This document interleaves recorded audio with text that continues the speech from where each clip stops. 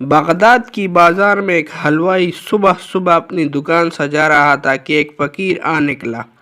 تو دکاندار نے کہا کہ بابا جی آؤ بیٹھو۔ فقیر بیٹھ گیا تو حلوائی نے گرم گرم دودھ فقیر کو پیش کیا۔ فقیر نے دودھ پی کر اللہ تعالیٰ کی شکر ادا کیا اور اس حلوائی کو کہا کہ بھائی تیرا شکریہ، اور یہ کہہ کر فقیر چل پڑا۔ بازار میں ایک فاحشہ عورت اپنے دوست کے ساتھ سیڑھیوں پر بیٹھ کر موسم کی لطف اندوز لے رہی تھی۔ ہلکی ہلکی بوندا بوندی ہو رہی تھی۔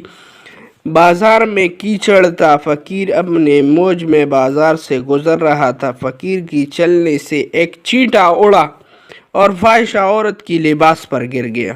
جب یہ منظر فاحشہ عورت کی دوست نے دیکھا تو اسے بہت غصہ آیا۔ وہ اٹھا اور فقیر کی منہ پر تھپڑ مارا اور کہا کہ فقیر بنے پھرتے ہو، چلنے پھرنے کی تمیز ہی نہیں۔ فقیر نے ہنس کر آسمان کی طرف دیکھا اور کہا مالک تو بھی بڑا بے نیاز ہے، کہیں سے دودھ پلواتا ہے اور کہیں سے تھپڑ مرواتا ہے۔ یہ کہہ کر فقیر آگے چل پڑا۔ فاحشہ عورت چھت کے اوپر چل رہی تھی تو اس کی پاؤں پھسلتا ہے اور زمین پر سر کے بل گر جاتی ہے۔ اس کی ایسی شدید چوٹ لگتی ہے کہ موقع پر ہی فوت ہو جاتی ہے۔ شور مچ گیا کہ فقیر نے آسمان کی طرف منہ کر کے بد دعا دی تھی، جس کی وجہ سے یہ قیمتی جان چلی گئی۔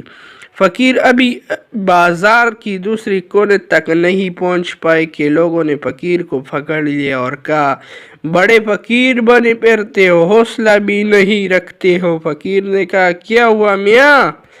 لوگوں نے کہا کہ تم نے بد دعا دی اور عورت کی جان چلی گئی۔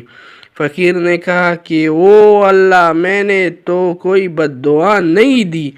تو لوگوں نے ضد کی اور کہا کہ نہیں، تیرے بد دعا کا کیا درا ہے یہ سب، کہ اصل بات جب لوگوں نے ضد کی تو میں نے کوئی بد دعا نہیں کی، یہ یاروں اور یاروں کی لڑائی ہے۔